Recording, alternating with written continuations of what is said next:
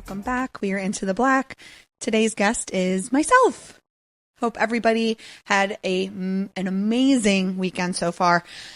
And I know I did not post the last Sunday for Into the Black. I do apologize. I did not want to post that Sunday for one main reason. But I believe that, as somebody who has worked in social media management and strategy for almost 15 years in January, I believe, it is always good to read the room.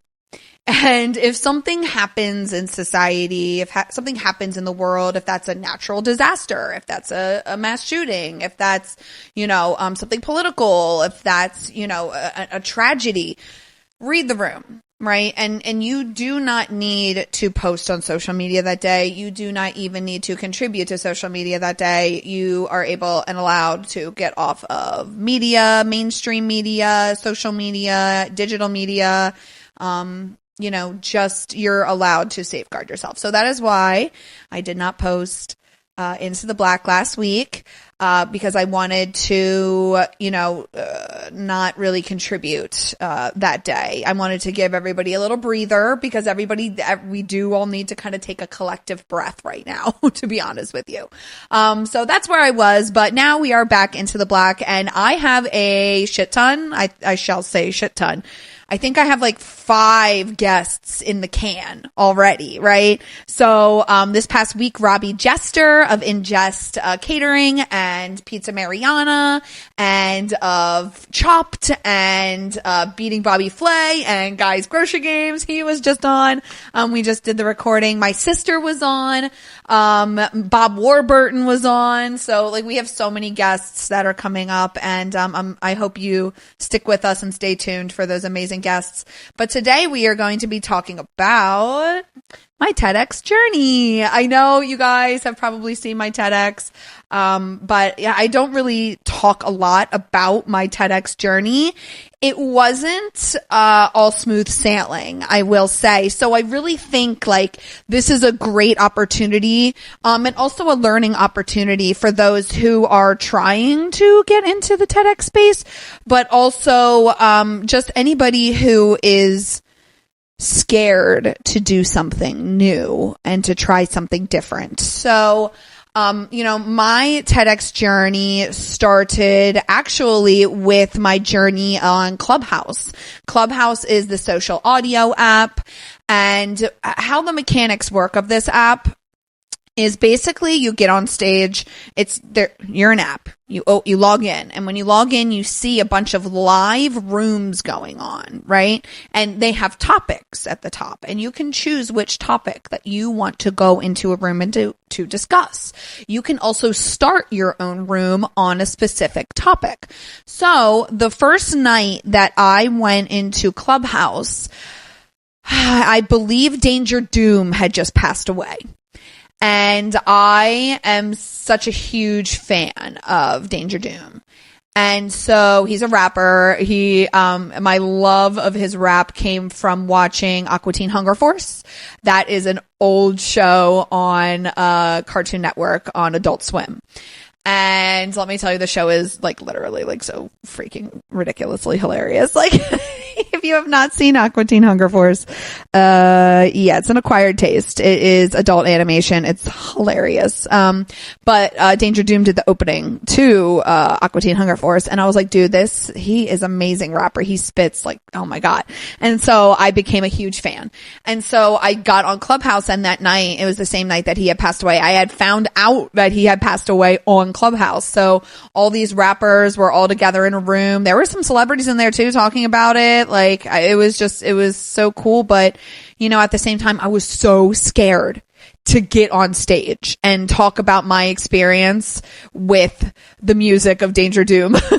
And I realized like, holy shit, I still have this fear of public speaking. I am scared to get on stage. I have this stage fright that I've always had my entire life, and I forgot about it for a while. I realized that I still had stage fright from a very young age, right? And yes, I work behind the scenes of social media because I like to be behind the scenes.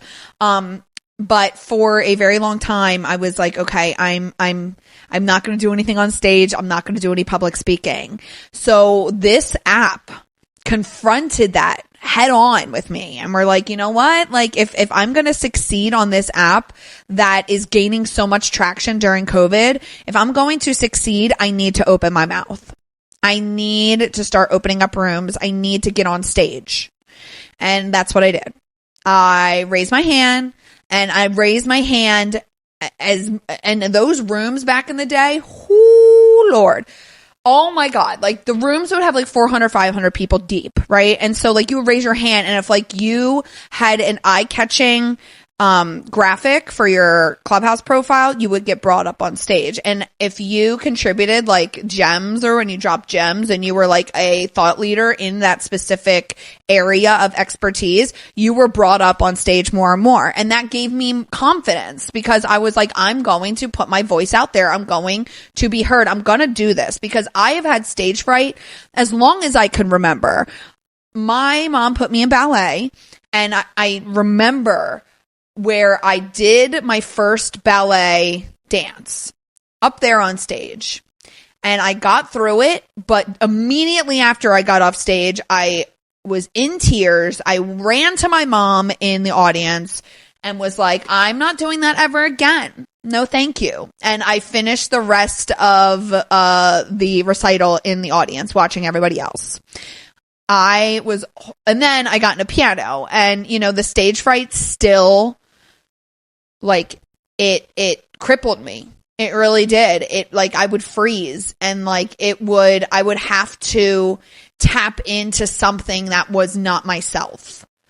And I still sometimes have to do that. I mean, shit, hello, like, and it's hard.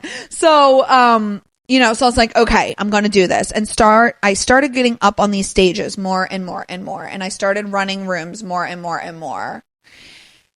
And then I started thinking, I was like, okay, you know what? Like, if I can do this, I could get up on a real stage.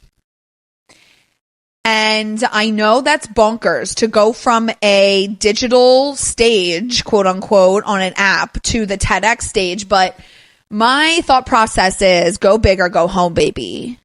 Like, like if you're going to do something, do it 100%.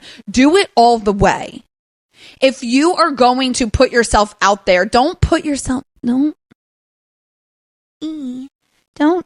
oh, is this going to be okay? You're not going to make any ripples, guys. Cannonball into that shit.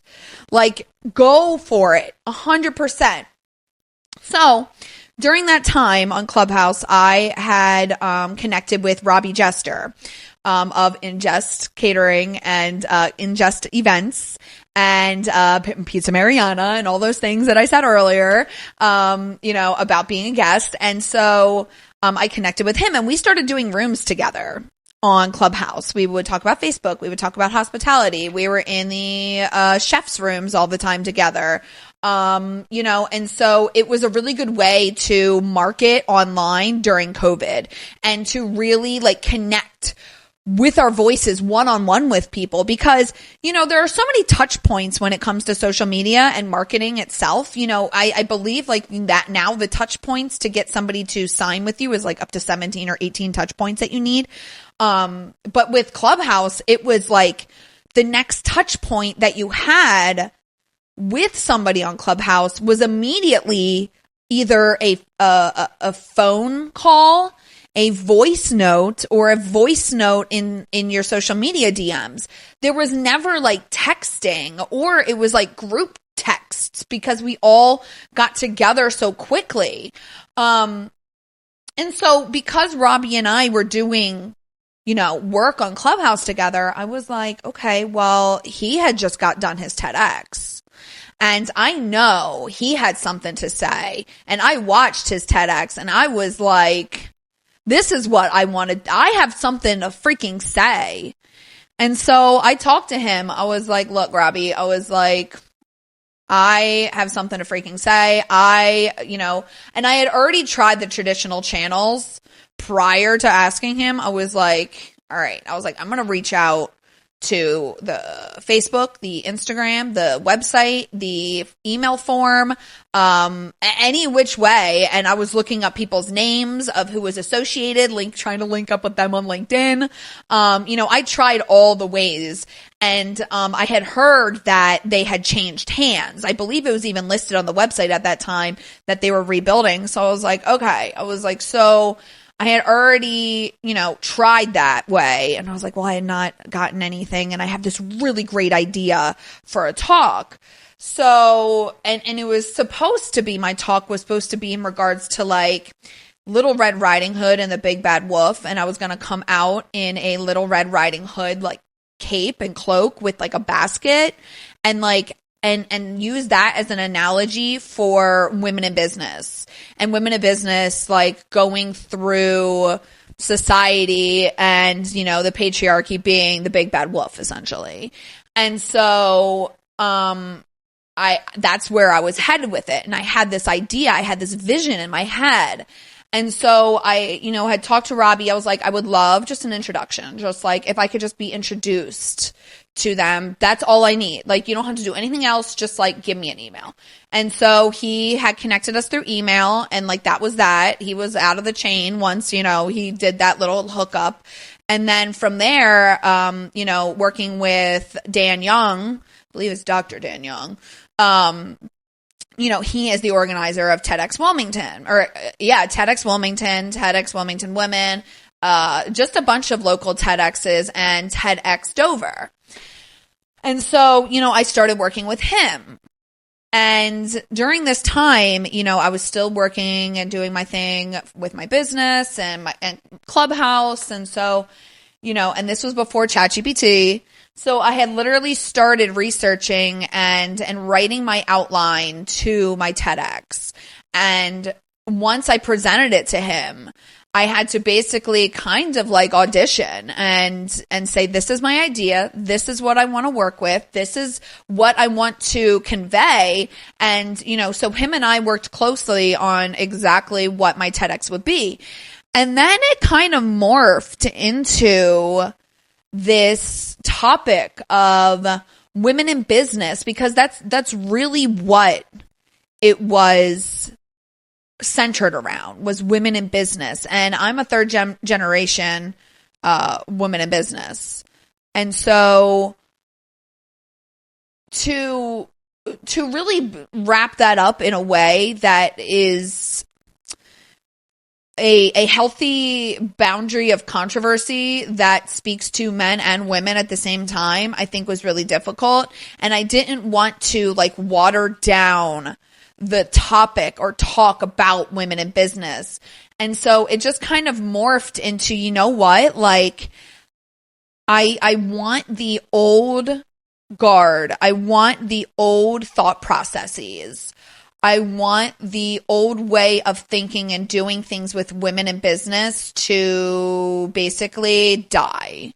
I want it to kind of just fade away and let the next generation of women in business kind of come to the forefront and really speak out and speak up about what exactly is needed for women to succeed, and not just this fake faux feminism, because that's what it really is faux feminism, this whole boss babe mentality. And so that's where it kind of stemmed from. I was I really want to put my foot down and be y'all, we all need to stop. So that's where RIP Boss Babe came from. It kind of morphed in from being I want to use the Big Bad Wolf and Red Riding Hood into more of I'm going to sit here and have a funeral service, a memorial service for these terms, these degrading terms, which have been used and hurled at me constantly. I've had, in the beginning of my career, I had people ask me constantly, oh, are you a boss babe? Are you an MLM? And I'm ooh, no, what are you talking about? No, there is no MLM vibes here. I'm not asking you to sign up for my product and you be part of my downline. Absolutely not. I'm here to manage your social media so that you could go do the money making activities to bring in revenue to your business so that you could keep marketing. Hello. Like, and so I've had like these just like terms like just that labeled me, and I didn't want the label. I didn't even put that label on me. So I was like, I really want to do this. So we worked and we worked, and we finally were like, all right, we got it. This is great. And I practiced so much. And let me tell you guys, this is my first public speaking engagement ever. Like I went, like I did ballet and piano as a kid. Yes, I was like captain of the Silk Squad color guard in high school. Like, like I can nail a presentation when I am in a room full of potential clients. Like I am so good at that because it like just, I switch it on. Like the expertise that I have in social media, it's second nature at this point. And I could literally talk everybody's ear off about it. That's why I need a part 2 on social media, because I didn't even scratch the surface about it. But you know, it's just, I hate when I go off tangents and then I forget what I'm saying. So you have to remember that this was like my first TEDx talk, like ever. My first speaking engagement ever. Like me, public speaking, like it was just something so foreign to me. So I practiced and I even brought in Vincenza. Shout out again, Vincenza Caravari-Russo. She is a pageant coach and also the executive director of Miss Delaware USA, Miss Delaware Teen USA. And she came in and she listened to my talk and she told me how I should stand, how to make sure that my shoulders were back and my head was up. And I'm trying to remember all these things while trying to memorize my talk. All the things. And, you know, I even, I did the whole TEDx, my presentation. I created that, like all the slides, the music, the slideshow at the end. Like, you know, there's so many different things that I did with this TEDx talk and I put my heart and soul into this TEDx talk. Even just connecting with the women for the end presentation, the end slideshow about the demeaning and demoralizing things that men and women in their industries have said to them, you know, that really make us feel less than. And it's wrapped in this like toxic positivity of boss babe culture. So yeah, did it. Everything was buttoned up. Amazing. I take Laura, my first intern, down with me. Shout out Laura. Love you. Miss your face. Brought her down and a bunch of people showed up to watch me. Thank you so much for coming down. But you also got to watch the train wreck. I think I kind of want to ask Dan for the video. I really do. I think I can do it now. I think I can watch the video. I think I can. So I get up there and I'm looking high. I feel like I feel like I look good, but then I get up there and it is like blackout. I blacked out. I don't remember anything. All I remember is it getting so hot in there that I can't remember my words, that I'm stumbling, that I feel shaky. And I just feel like I'm pushing through as fast as I can. And I don't remember a thing. Yeah, I look good for like the photos and like all that stuff. And like, you know, afterwards, because it was like, shit, I got to put on like a face. Like, I don't even remember what happened. Like, but I just need to like put on my big girl, like happy face and just be like, I did this. It's okay. Do you understand like how much I cried when I got home? I was so sad. I blacked out. I don't remember anything. I know I shit the bed. I can't believe I did that in front of that. I mean, my talk was good. You guys can go watch it on YouTube, but that's the thing. Dan, and thank you, Dan, for coming back to me and being like, look, you can have the video. You can put this video up if you want it, but I think you should come in and re-record. And I was mortified that I had done that bad, that I was like, oh shit, dude, I can't even use this video. Like, that sucks. But then it's like, okay, like that was my first speaking engagement ever. Like, I jumped in the deep end, cannonball, double flip cannonball style. And I didn't die. I just blacked out a little bit. I needed to be resuscitated, but I'm okay. And you know what? This time I'm going to be prepared before I do that cannonball into the deep end. So I was like, you know what? We'll do it. Let's fucking do it, man. Let's do it. So I practiced and I practiced and I practiced, and oh my God, I practiced, and every day and every night I practiced. I even had my cards. I was like, you know what? Okay. If I need, because my brain, when it's in fight or flight, because that's what it is. When you are up on stage, your body is like, oh my God, I'm so scared. And like your body goes into fight or flight mode, but you can't flee at TedX. You can't just be like, okay, bye, and just leave. You can't do that. And then but you have to sit there and fight, but then then you black out because of the adrenaline. So what I did is I just practiced and practiced and practiced and tried to memorize as much as I can, but also had my cards. I made sure that my cards went with the theme.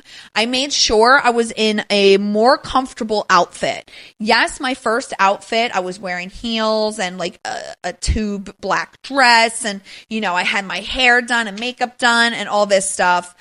And, I felt like I looked hot and great for photos, but it was not great for movement and feeling comfortable on stage. Because any imperfection can be picked up by the camera.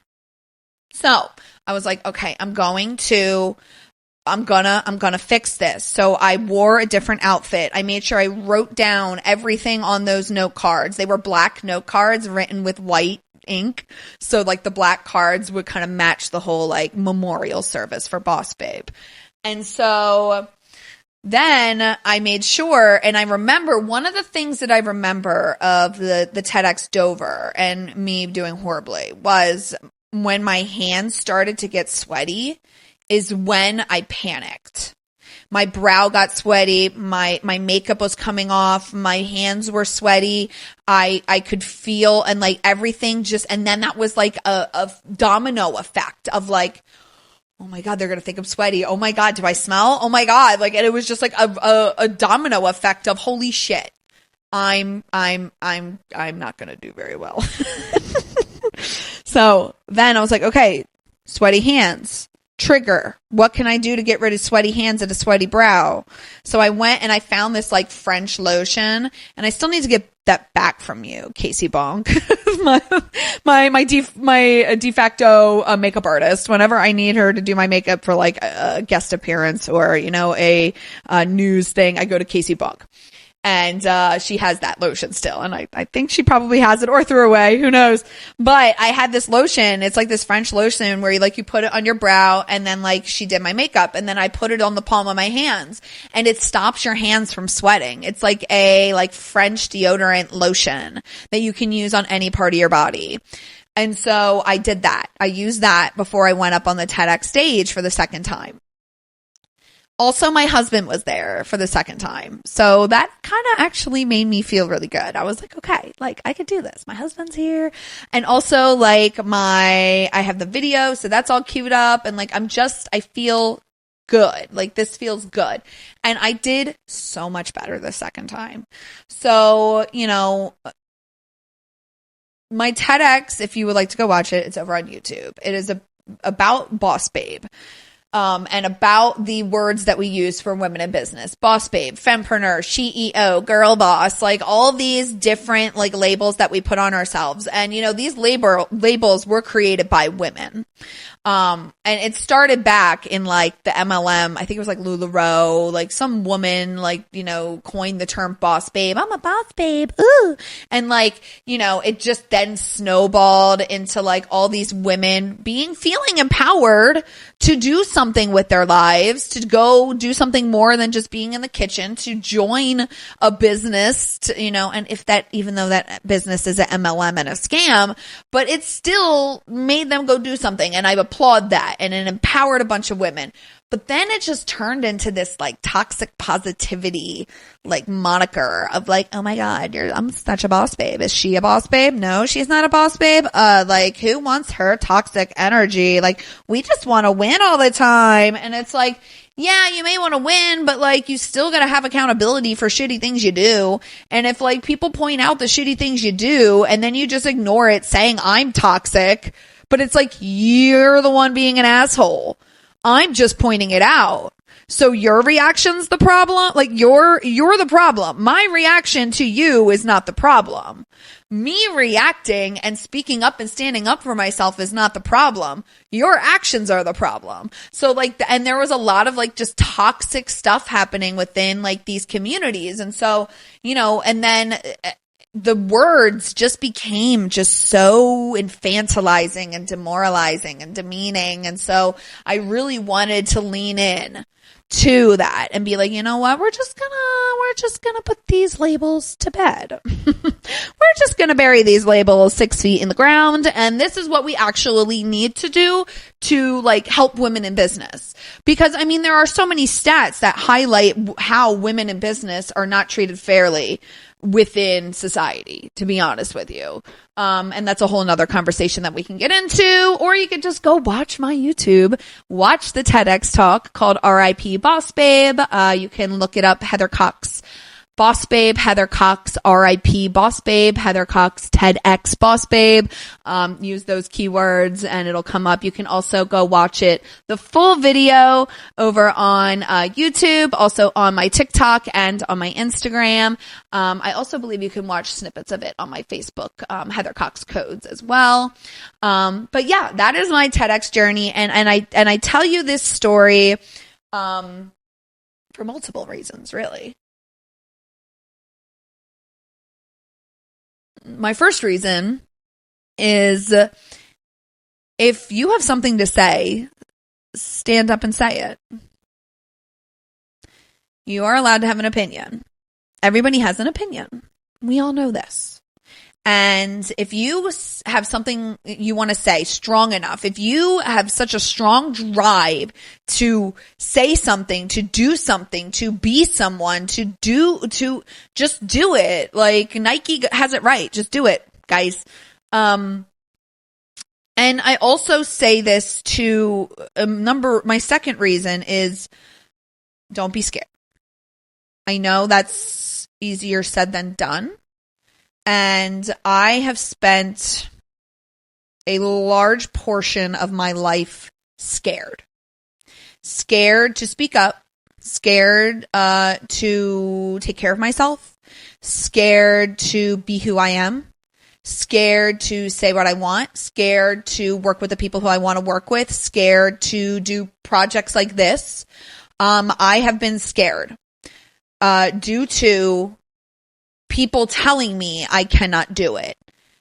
People telling me I'm not good enough. People telling me my ideas are shit. People telling me that I don't have the guts to do it. People telling me that I'm crazy. People telling me that I'm delusional. Well, guess what? Like, you have to be delusional to be an entrepreneur. Because anybody who, and I think I saw this on a TikTok the other day, they were talking about like you have to be delusional to even get anything done. As like somebody who's trying to make waves in this world, to try to put my stamp out there, my legacy, my footprint out there. I want to make a footprint. I want to leave a legacy. I want my daughter to look me up on social media and on Google and say, who was Heather Cox? And I am proud to say that I look forward to her doing that, because now I have a footprint that tells her that she can be strong. She can do these things. She can do a double backflip, cannonball into the deep end. And yeah, you may black out, but you still are going to survive. And you're going to go back and do it better the next time. So, follow your gut, trust your gut, do what you want, put yourself out there, and put your foot down.